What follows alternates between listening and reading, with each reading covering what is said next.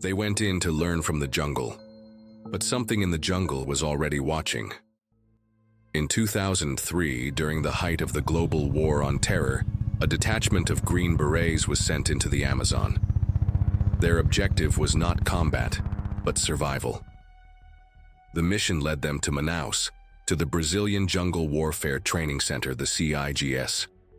For decades, this institution had forged soldiers to endure the most unforgiving environment on Earth.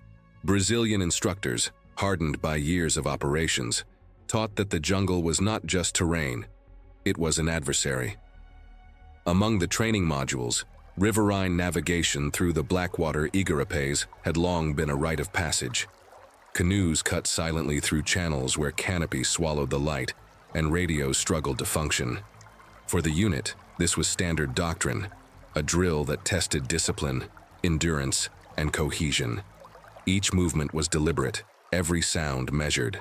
In CIGS, the jungle itself was both classroom and examiner. But this time, the setting carried a weight beyond procedure. The chosen tributary was rarely visited, whispered about in local stories but absent from official maps. Alongside the Green Berets and their Brazilian instructors walked indigenous guides, men whose ancestors had lived by those waters for centuries. Their presence was marked not by orders, but by ritual. Leaves burned at campfires. Offerings were left at crossings. Voices dropped into silence at certain clearings. When questioned, one of the guides finally whispered, "This part of the jungle listens, and it remembers." The silence came suddenly, slicing through the jungle like a blade. One moment, the forest throbbed with its usual chorus, cicadas grinding in relentless waves, birds shrieking above the canopy, frogs echoing from hidden pools. Then, without transition, everything stopped.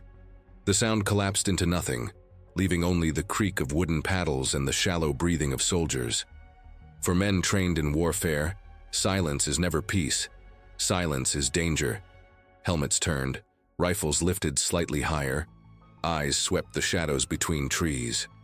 Even the river beneath the canoes seemed frozen, its black surface refusing to ripple. Later, one soldier would write in his journal, "It felt like stepping into a cathedral, but one built by the forest itself, and it was watching." The Brazilian instructors said nothing, their discipline intact, but their silence carried recognition. They had seen this before. The indigenous guides, however, did not treat the silence as coincidence. Their paddles slowed to near stillness, movements deliberate, as if each stroke required permission. Low chants in Nhaengatu slipped into the heavy air, too soft to be understood, yet unmistakably solemn. One guide burned a small bundle of leaves, letting the smoke drift over the water like an offering. Another scattered ash into the current when they reached the bank. No explanations were given. The men felt only the weight of the moment, as though they had crossed into a space that belonged to something else. The jungle was no longer terrain, no longer background. It had become a witness. When the unit returned to their makeshift base by the riverbank, something was wrong. The supply canoe, their only lifeline for food, water, and ammunition, lay crushed beneath the massive trunk of a fallen tree. The wood was splintered, gear shattered beneath the weight, but the details unsettled everyone. The tree showed no signs of rot, no crater in the earth, no roots torn from the soil. Its surface bore strange striations, twisted fibers as if wrenched apart by enormous force. Near the mud where the canoe had been pinned, the soldiers saw depressions in the earth. Not footprints, not paw marks, but wide, shapeless impressions already filling with water. A sour odor clung to the air, heavy and organic like decay without a corpse. The instructors moved quickly, securing a perimeter, rifles raised, discipline holding the line. Yet no enemy revealed itself. No sound betrayed movement. Then the forest gave them something worse than gunfire. Eyes. From the tree line above, a cluster of monkeys sat motionless, their dark shapes outlined against the canopy. They did not scream, did not leap, did not scatter. They only stared. Dozens of black eyes reflected the dim light, locked on the soldiers with unbroken focus. The indigenous guides froze at the sight, lowering their heads in silence. One whispered in Nhaengatu, a phrase the interpreter struggled to translate before settling on, "It does not want you here." The words carried weight, but the silence of the monkeys carried more. For men trained to fight ambushes, the quiet gaze of animals felt worse than an attack. It was not curiosity, it was judgment. Night fell heavy over the camp, the canopy above blotting out the stars until the only light came from faint embers and the dim glow of headlamps. The soldiers set their perimeter, rifles close at hand, discipline intact, but the silence from the day lingered, unnatural, oppressive. The instructors spoke little, their gestures efficient, their eyes sharper than usual. Yet the unease did not come from them. It came from the guides. Huddled near the fire, the indigenous men began to murmur in Hingatu, not in conversation but in cadence, their words low and rhythmic, carried more in the chest than in the air. The sound was not song, not quite prayer, but something between the two, a steady flow meant to anchor them against what pressed from the darkness. One of the soldiers leaned toward the interpreter, asking what was being said. The man hesitated before answering. "They are asking the forest for permission." No further explanation was offered. The chants deepened, voices weaving in and out of each other like currents in the river. Smoke from burning leaves coiled upward, carrying with it a bitter scent that clung to the humid night. For the team, the effect was unsettling, as though the guides were holding a dialogue with something unseen, something just beyond the reach of the firelight. No enemy approached, no ambush came, and yet every man felt as if he was already surrounded. The jungle had stopped being empty space. It had become a presence, listening to every breath. It began in silence. The soldier on watch noticed them first. Two golden orbs glowing beneath the river's surface, still and unblinking, like eyes buried in the black water. In the moment he saw them, time seemed to fracture.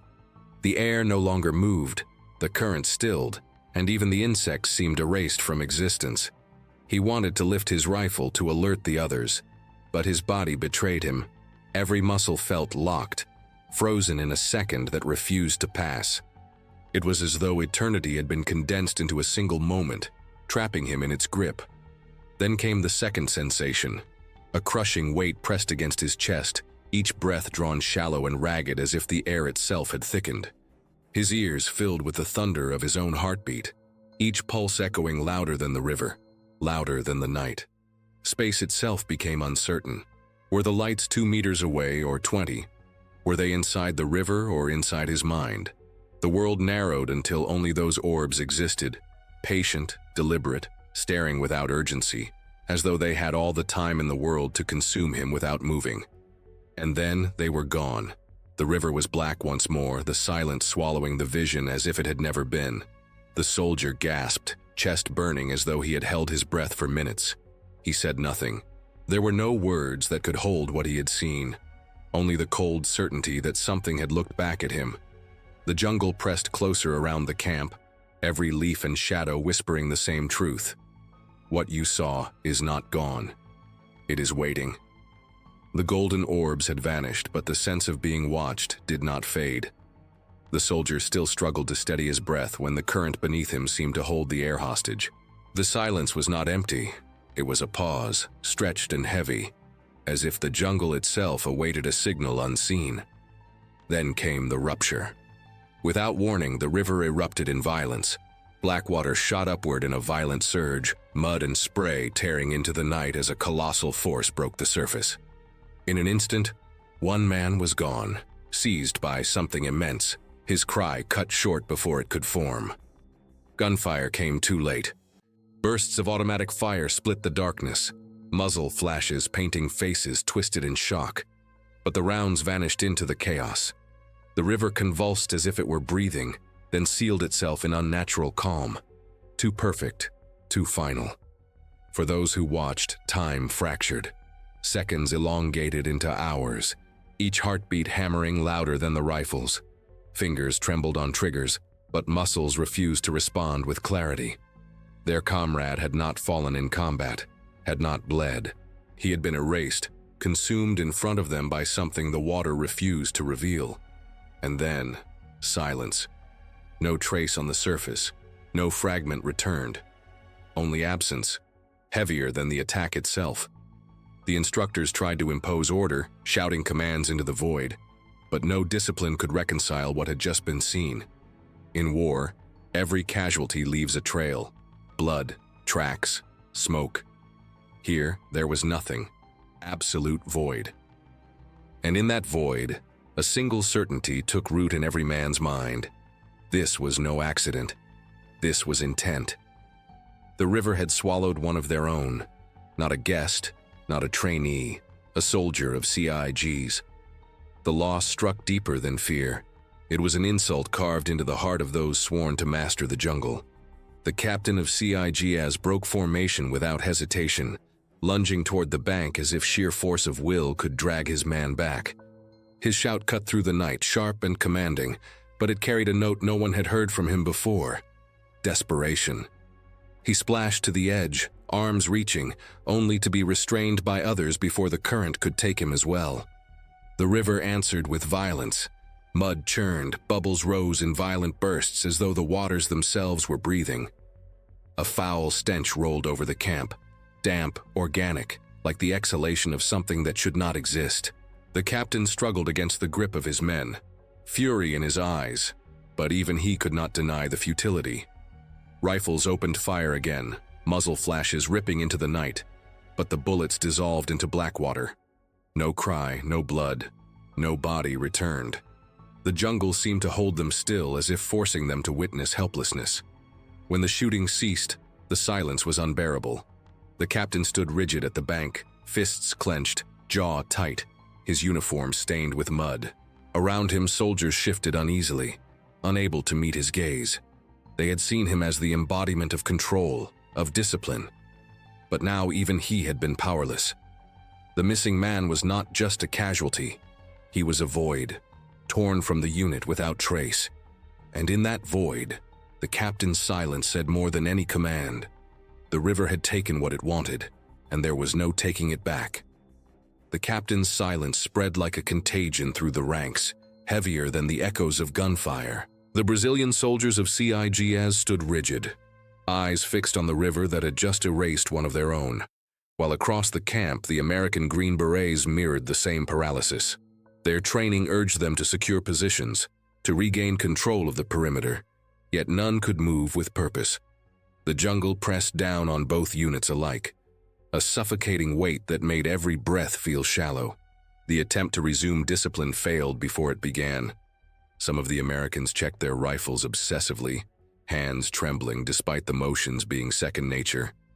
Others stared blankly at the water, their faces pale, jaws clenched as if to hold back questions no soldier should ask aloud. The Brazilians kept their silence, their expressions hardened, while the indigenous guides sat apart, eyes lowered, chanting softly under their breath. The fire cracked, smoke curling into the dark, and for both platoons the feeling was the same. They had not fought an enemy, they had been measured by something older than war. And in that frozen moment, every man realized the same truth. Discipline could not shield them. The jungle had seen them, and the jungle had chosen. The silence had bound them tighter than chains. In that final moment by the river, no one could tell if minutes or hours had passed. Eyes remained fixed on the black water, bodies locked as though time itself had collapsed around them. Breathing grew shallow, thoughts dissolved, and one by one the men surrendered to stillness. It was not rest, not sleep, but a trance that emptied the will. When awareness returned, it was not the jungle canopy above, but the low roof of a hut woven from palm leaves. They awoke on mats smelling of earth and smoke, the air heavy with herbs burning in clay bowls. Firelight flickered against the walls, revealing villagers standing silently in a circle. Their eyes held no fear, no hostility, only recognition, as though they had seen this before. Both platoons stirred weakly, limbs heavy, memories fractured into fragments of water, darkness, and silence. None of them recalled how they had crossed from the riverbank to this village. The captain of CIGS rose first, his instinct to command stronger than the haze that clung to his body. His voice was steady but shadowed with doubt. as he demanded an explanation. The elders said nothing. Instead, one of the guides stepped forward, his words slow and deliberate. "You were not sleeping. The forest took you. We found you standing together, eyes open but gone." The weight of his words pressed deeper than any wound. Soldiers who lived by discipline and control had been reduced to hollow vessels. Uneasy glances passed among the men. Some checked their gear with trembling hands, others searched for their weapons. But their rifles had been neatly stacked against the wall, untouched, guarded not by warriors, but by children. No harm had been done to them, no possessions taken. And yet something vital had been lost, their certainty. At last one elder stepped forward, laying his hand on the wooden post of the hut. The guide translated his words. "The forest allowed you to return." But she has not finished speaking. The silence that followed was heavier than the trance itself. It was not deliverance. It was reprieve. Night fell over the village, but sleep did not come. The soldiers sat around the fire, their bodies present, their minds still entangled in the weight of the river. The silence of the jungle pressed in, broken only by the low hum of voices from the elders. It was not song, not speech, but something slower. A vibration carried on breath and smoke. At first it was distant, almost harmless, yet soon the men felt it not in their ears, but in their bones. A pressure coiled in their chests, as though the chant itself were reshaping the air. One of the younger soldiers shifted uncomfortably, his hand clutching at his ribs. Another's jaw clenched so hard his teeth ached, though he could not explain why. The captain remained upright, but his gaze was fixed, unblinking, as if trying to pierce through the sound itself. No one spoke, none dared interrupt the chant. For many, it felt as if time once again stretched thin, the night suspended in unnatural stillness. Yet amid the unease, the villagers remained calm, their voices weaving the chant without strain, their eyes never leaving the fire. At last, the interpreter's voice broke the weight of silence between phrases. He explained that the sound was known among them as the river's breath, the warning of something ancient that rises only when balance has been broken. Some called it the voice of the Boyuna, the great serpent, who sleeps beneath black waters and wakes only when disturbed. The soldiers shifted uneasily at the word serpent, their minds dragging them back to the river. But the elder's tone was not one of fear. It was of certainty, as if describing the cycle of night and day. The chant deepened, the vibration pressing harder against flesh and bone, until some of the men felt their own heartbeat stumble to its rhythm. Then, as suddenly as it had begun, the sound ceased. The silence that followed was absolute, more suffocating than before. In that void, the soldiers were left with two choices: to dismiss it as superstition, or to admit that the jungle spoke in ways beyond their comprehension. Neither choice offered comfort. Both left them marked. The night stretched deep, and the air thickened until even firelight seemed heavy. Around the village, the elders gathered in silence, their chants now gone, their faces turned toward the river beyond the trees. The soldiers felt it before they saw it. A shift in the air, a pull in the chest, the unmistakable sensation of being summoned to witness. Some resisted, clinging to discipline, checking their weapons, but even rifles felt like hollow tools in that moment. The captain gave no order to move, and yet the entire group found themselves walking, drawn to the water's edge as though led by unseen hands. The river lay dark, perfectly still, reflecting nothing. For a moment it seemed almost ordinary, a black mirror stretching beneath the moon.